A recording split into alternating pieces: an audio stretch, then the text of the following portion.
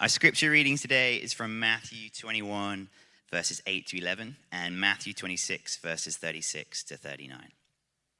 Matthew 21, 8 to 11 says, "A very large crowd spread their cloaks on the road, while others cut branches from the trees and spread them on the road.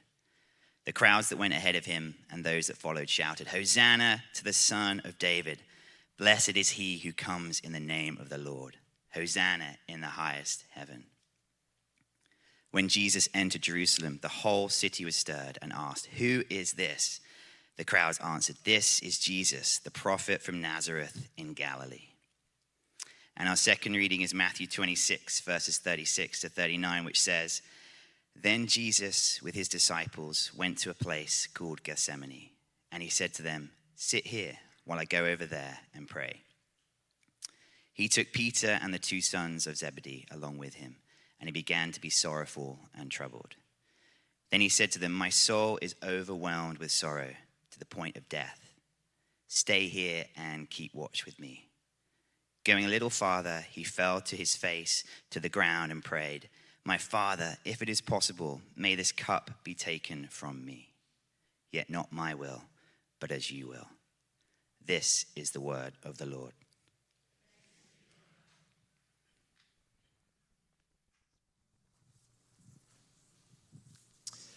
Good morning. It's great to see you. If we've not met, my name is Jay, part of the team here. So glad you're here as we begin this journey toward Good Friday and Easter.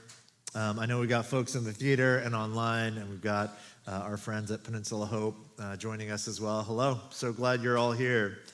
Let's jump right in. I want to show you, this is a painting from 1844. It's by a French artist. It's called Christ's Entry into Jerusalem. It is one of the most iconic, well-known, famous paintings in modern history that depicts a part of the story that we just heard read during the scripture reading. Today, if you're familiar, today on the sort of traditional Christian church calendar, today is known as, anybody know? Palm Sunday. We'll talk about why in a moment. Today is known as Palm Sunday, but Palm Sunday represents a part of the story that this painting illustrates. When Jesus enters the city of Jerusalem, and he enters to great adoration. You read some of the story. You heard some of the story read. As you look at this painting, I want you to notice the lighting, right? It's golden. You know what I mean? It's quite literally golden. That's intentional by the artist, this French artist named Flandrin. The golden lighting is intended to represent the sacredness of this moment, and specifically gold is like this sort of iconic metal, right? It's like it speaks of royalty in many ways, and so the golden lighting is intended to depict Jesus being received by the people on that Palm Sunday as a king. And I want you to notice something else. It might be kind of hard to tell just looking at it on a screen, but the painting is intentionally sort of flattened. Do you notice that? There isn't a whole lot of depth necessarily. If you were to look at this piece up close, you would see it really clearly that the way Flandrin has painted it, it's very flat. There isn't a whole lot of three-dimensionality. And that's really intentional because it's a way of allowing viewers, you and I, the audience, it's a way of drawing us into the painting. When an art piece is flat, when you look at it visually, what your mind does is you feel yourself sort of falling into the piece. And this is really intentional. Now, I show this to you because I want to show you a different painting, this next image. This is a painting by a Russian painter, Repin, and it's called Jesus Christ in the Garden of Gethsemane. Repin here uses a really popular, at the time especially, a very popular approach to painting called chiaroscuro, which means light and dark. We've talked about this here before. And the sort of darkness with little bits of light tells you this incredible story, even though most of the painting is really dark. And one of the things that this sort of approach to painting does is it creates depth and three-dimensionality. So rather than flattening this painting to draw us in, the artist here uses darkness and depth intentionally to distance us. When you look at this piece, it feels like you are watching something detached from you unfold. Now, to just give you a sense for what I'm talking about, let me show you these two paintings side by side. You notice how different they are.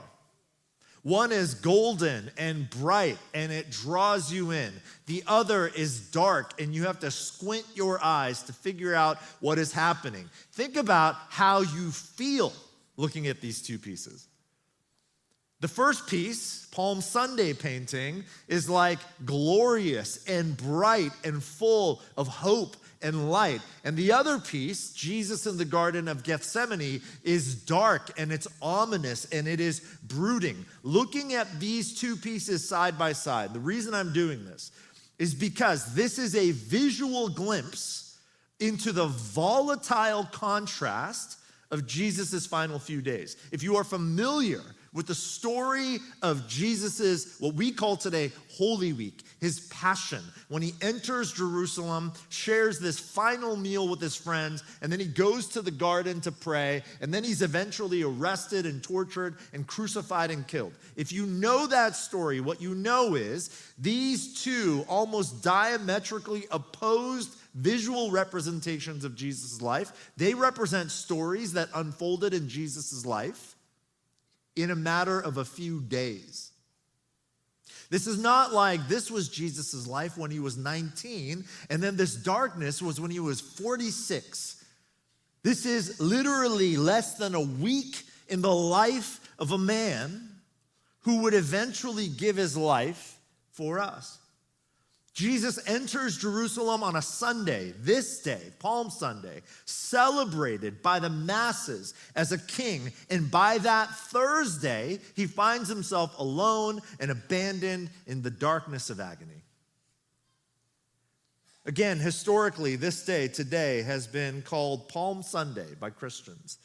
We heard it read during the scripture reading, but I want to read it for you again, the Palm Sunday story. Matthew 21, a very large crowd spread their cloaks on the road while others cut branches. Other gospel stories, they tell us these branches were palm branches. That's why it's called Palm Sunday. So they cut palm branches from trees and spread them on the road. And the crowds that went ahead of Jesus and those that followed shouted, "Hosanna to the Son of David. Blessed is he who comes in the name of the Lord. Hosanna in the highest." These branches, or these palm branches, they were at the time for the Jewish people, they were a symbol of Jewish victory. And I don't have time to go into the history. It was something that happened in the intertestamental period between the Old Testament and New Testament, this like great Jewish victory.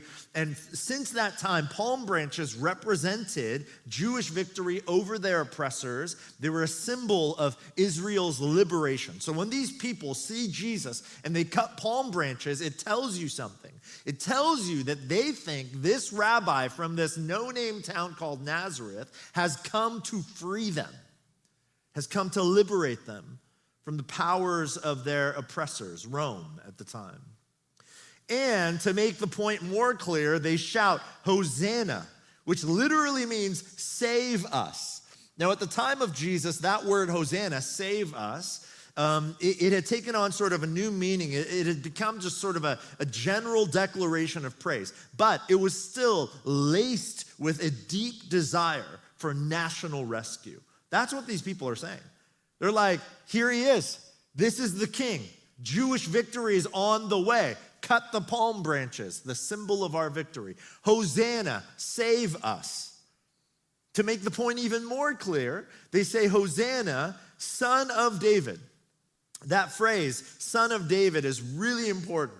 It essentially means that these people think that Jesus is the chosen one that they believe God had promised them from the line of David, the greatest king in Israel's history. They believe Jesus is a descendant of David that God had chosen to come and rule and reign as king. That's Palm Sunday. It's golden and it's bright and it's full of hope. And then By Thursday, this joyous, hopeful, golden anticipation of Jesus' victory eventually gives way to the darkness and the despair of a garden called Gethsemane. The word Gethsemane literally means olive press. There are olive trees in the garden. This is sort of Jesus' moment where he is being pressed. His life is now going to pour out for the healing of all. Matthew 26, Jesus went with his disciples to a place called the Olive Press.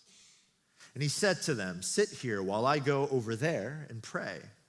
And he took Peter and the two sons of Zebedee along with him, and he began to be sorrowful and troubled. And then he said to them, "My soul is overwhelmed with sorrow to the point of death. Stay here and keep watch with me." Going a little farther, Jesus fell with his face to the ground and he prayed, "My Father, if it is possible, may this cup be taken from me." Think about what Jesus is saying here. May this cup be taken from me. Translation, I don't want to do this. That's what this means.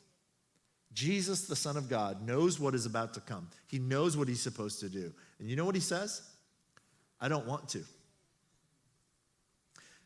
Every night when I ask my kids to floss their teeth, they say to me, "Father, may this cup be taken from me."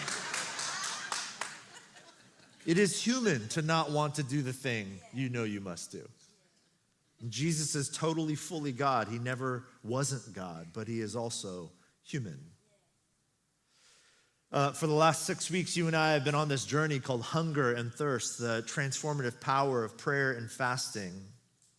And as we head toward Good Friday, this coming Friday, and then Easter morning, as we conclude this series, I just want to spend the next 20, 25 minutes reckoning with a sobering reality. I want to depress you for about 20 minutes and then give you like 3 minutes of hope at the end. So let me begin with the depression. When we hunger and thirst after God, if you choose to hunger and thirst after God desperately, he may give you a cup you don't want to drink.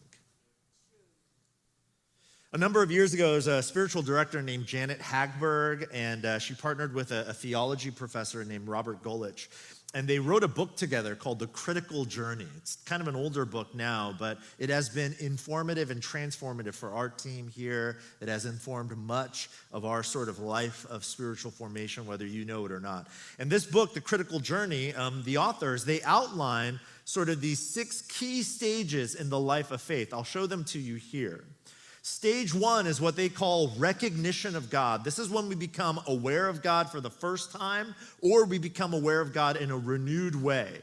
This is like when you were, for those of you who became Christians in high school, this is when you went to summer camp and the band was awesome and Francis Chan was speaking and you were like, oh my gosh, I got to give my life to Jesus. Something awakens in you. That's recognition of God, stage 1.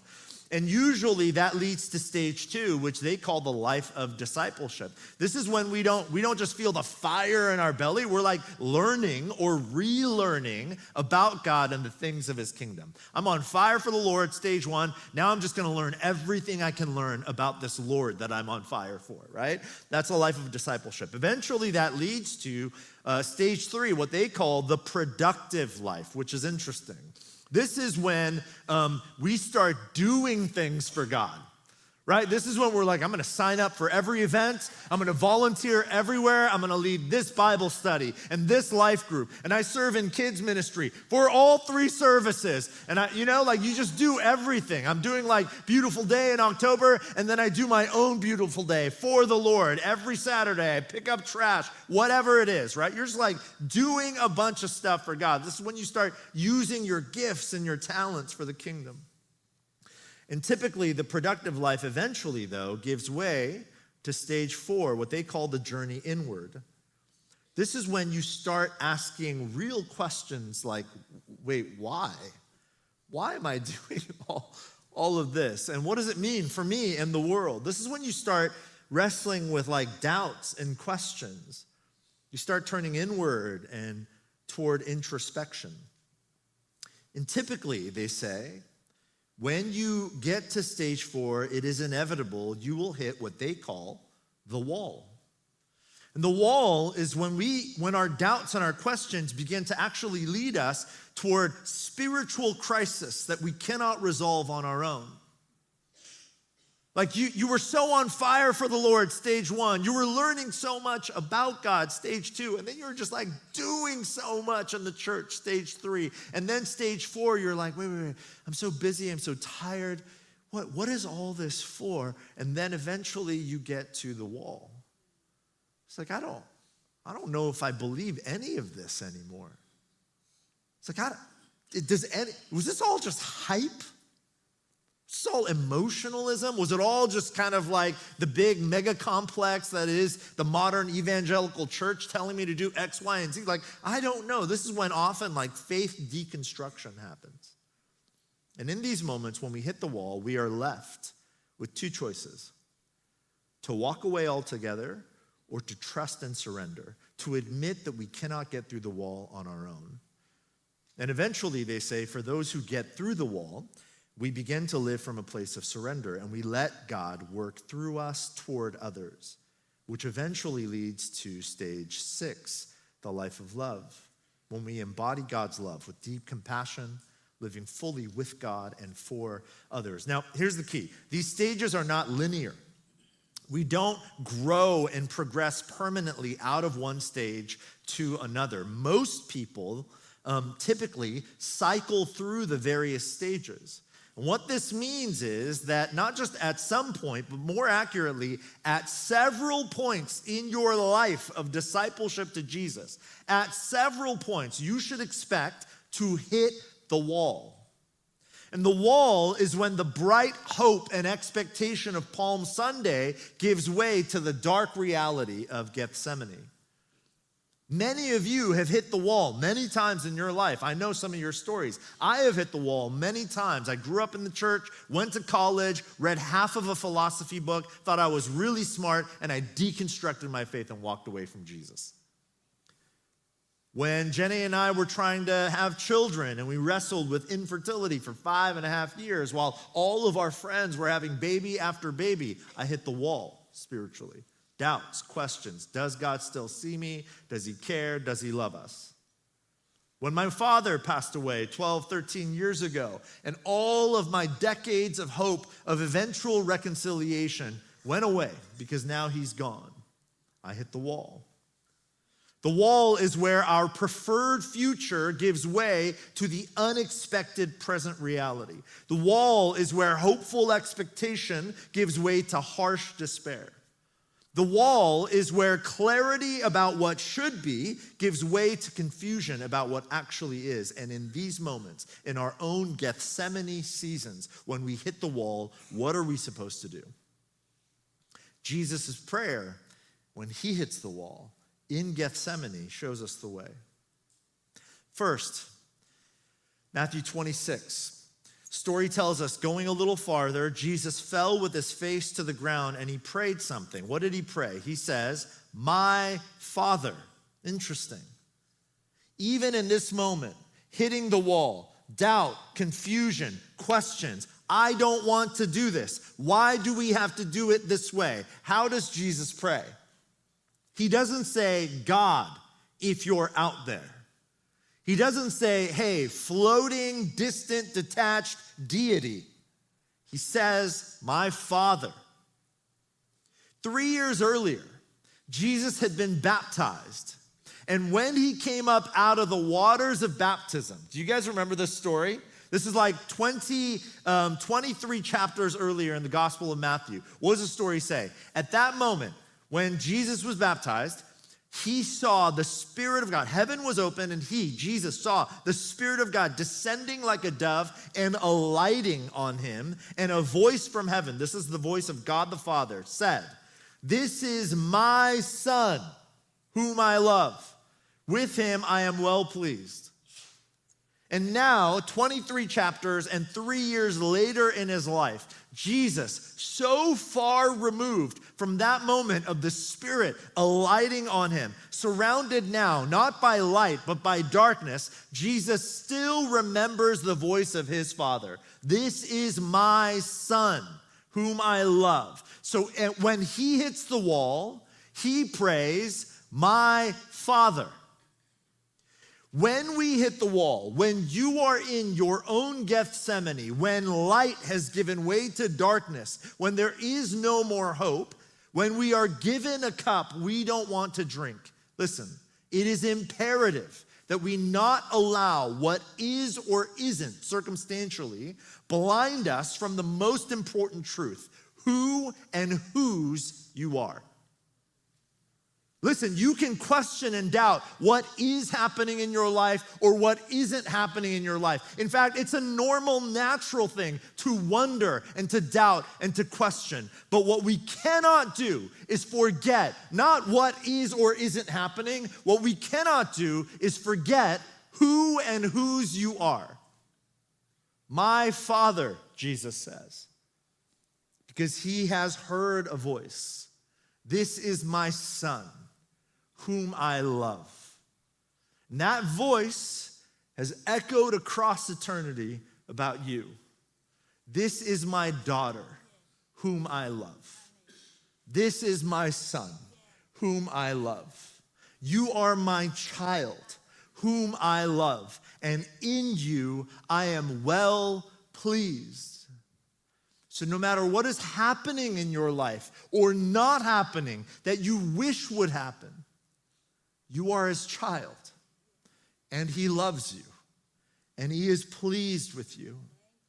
1 John 3, see what great love the Father has lavished on us, on you, that you should be called children of God, and that is what you are. Galatians 4, you are not a slave, but God's child. Now with that anchor, Jesus' prayer continues. Matthew 26 again, going a little farther. He falls, he prays, my Father, if it is possible, may this cup be taken from me. Yet, not as I will. Not as I will. Jesus recognizes that he has a will. We all have a will. This is one of the things that makes you and me distinctly human. And this is a good thing. But it also leaves us susceptible to the potential for a will at odds with God's will. I told you earlier about flossing my children before bed. That's one example out of 24 examples I experience every single week with my children. Whether it's their entire bedtime routine, flossing, brushing, time for bed, please, it's 9:30, you need to go to sleep, whatever, right? All of those things. I am reminded every single day that my children have a will. They have their own will, and sometimes that will is at odds with my will. And because my children are holy, they say, Dad, not my will, but your will be done. That's what they tell me at every instant, because I've raised perfect children. They said it to me this morning. I was like, guys, get up. They were like, I'm tired, but not my will, Dad. Your will be done. And then they got up and got ready. We laugh because that's nonsense, right? My kids never say that to me, ever. They embody the opposite. It's like, no, Dad, my will be done. Right? Those are my children. But the reality is that is me too, most of the time, to God, my Father. Like this moment is the most challenging moment. To say, not my will. I mean, it's so hard to do because it demands trust. And it demands recognition that I have a will, and yet sometimes, often, my will is not good for me. Galatians 5, the writer Paul reminds us, the flesh desires what is contrary to the spirit, and the spirit what is contrary to the flesh. They are in conflict with each other, so that you are not to do whatever you want. Isn't that interesting? Like in our day and age of hyper-autonomy, where the God we revere and worship most culturally is the God of self. Do not tell me how to live my life. The scriptures tell us, actually, don't do whatever you want. How do we do that? What does surrender look like? It's pretty simple. Jesus' prayer again shows us. Yet not as I will, but what? But as you will. Let's just recognize how frightening this is. If you in this room, watching online, if you pray this prayer, let's just talk about practically what this means. This means that you recognize you have a particular will. You want to live or lead your life a particular way. And then you are praying, talking to a God you cannot see, you cannot audibly hear, you've never actually physically touched, physically met.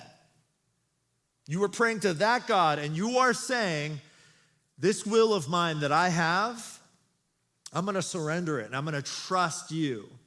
So not this will, but God, your will.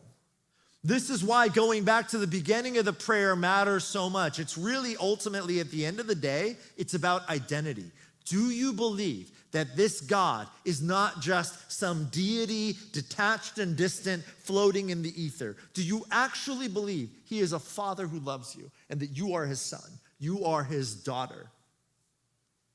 You have to believe that to pray this prayer. Your will be done.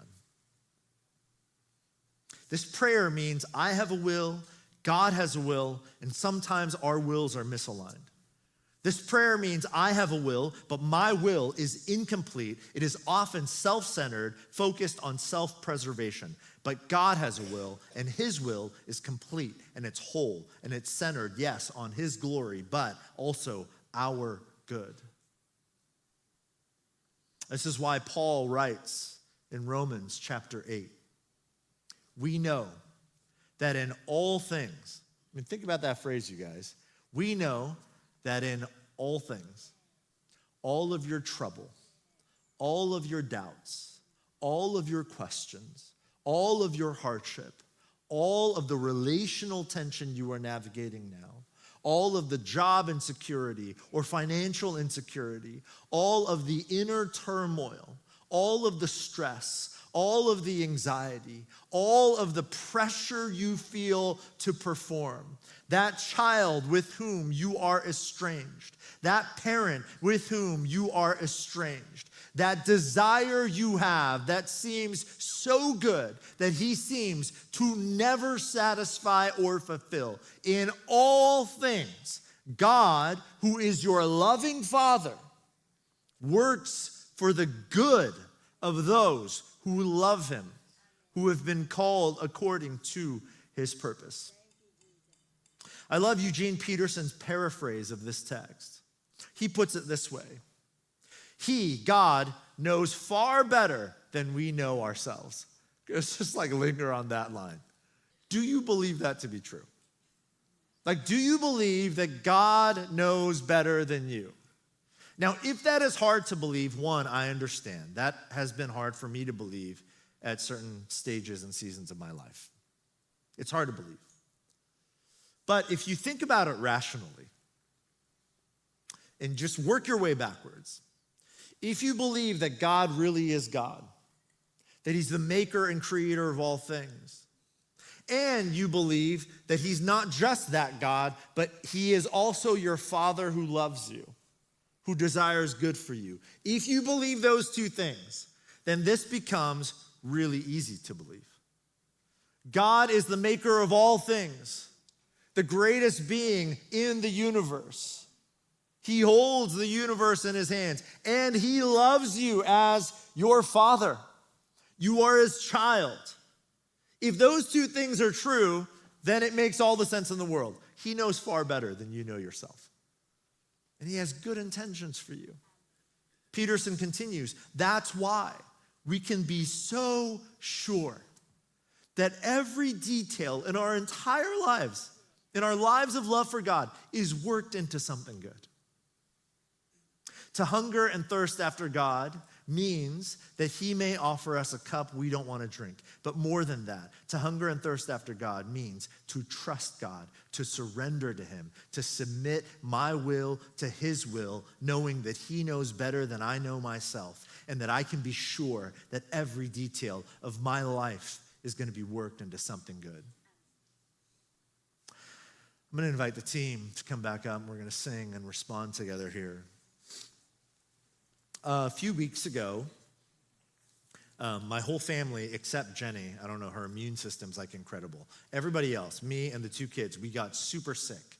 I know a bunch of you guys got sick. There was like this weird, nasty flu going around, and like half our staff got sick. It was really, really bad. So my family got it, and we, it's always staggered. So my son got it first, and then he got a little bit better. And then he went back to school, but he passed it on to me and to his sister, to Harper. So there were a couple of days, a few weeks back, where Harper and I both I had to take sick days and be home, and she had to miss some school. And there was this one day, she was coughing up a lung. We're both coughing up a lung.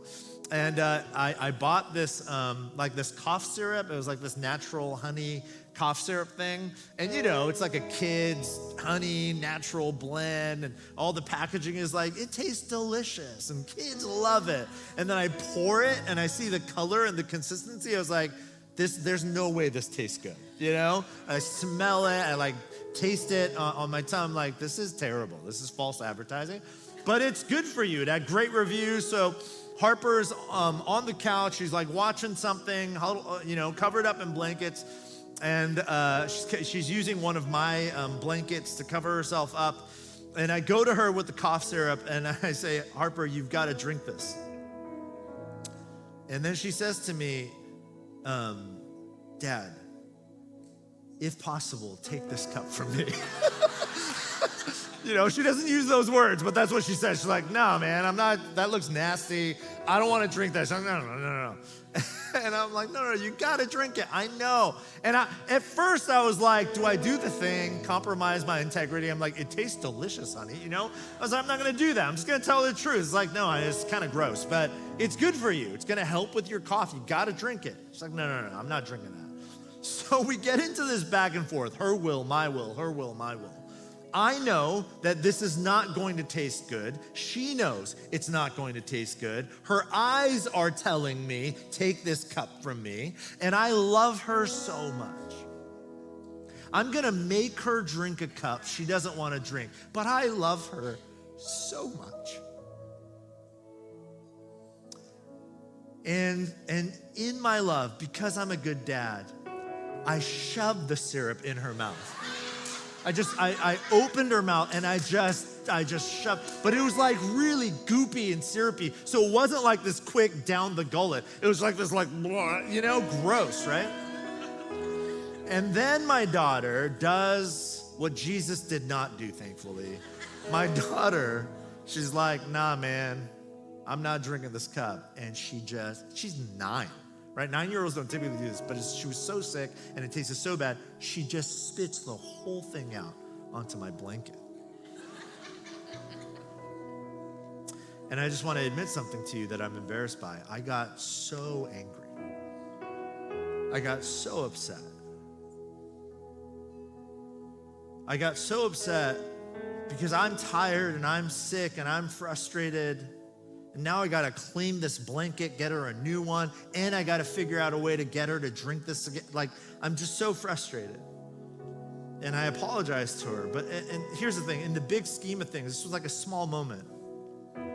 But my impatience and my insensitivity, my lack of empathy, I'm just really embarrassed by it, honestly. And I'm embarrassed by it because I love her so much. But I want you to know, in those moments when God gives you a cup to drink that you don't want to drink, and sometimes, like me, you've spit it out. I don't want this. God is not like me. God is incomprehensibly patient. Exodus 34, which is the most quoted scripture by the rest of scripture. The Lord, he's compassionate and gracious. He's slow to anger. He will get angry, but he is slow to anger. And he's abounding in love and faithfulness. So let me ask you a question. Is there a cup you've been given to drink that you don't want to drink? Maybe it's a relational tension. Maybe it's a strained marriage. Maybe it's job loss or uncertainty or financial insecurity. Maybe it's an unexpected diagnosis. Maybe you're going through a spiritual crisis. Or maybe you're wrestling with doubt or anxiety or shame, or maybe there's mental or emotional pain or something else. I don't know. When you spit the cup out, God understands. Jesus himself said, I don't want to drink this. And God, in his love and his gentleness, does not leave you because you're honest about the misalignment of your will and his will, but he invites you in compassion and love. Do you trust me? Will you surrender? I know it's hard to drink, and maybe you can't drink it on the first try, but let me clean you up. I know you don't want this, but I love you. I love you. And even if you can't see it, even though it looks like the darkness of Gethsemane, and as much as you squint your eyes, you cannot make sense of what is happening or not happening in your life, but close your eyes, child.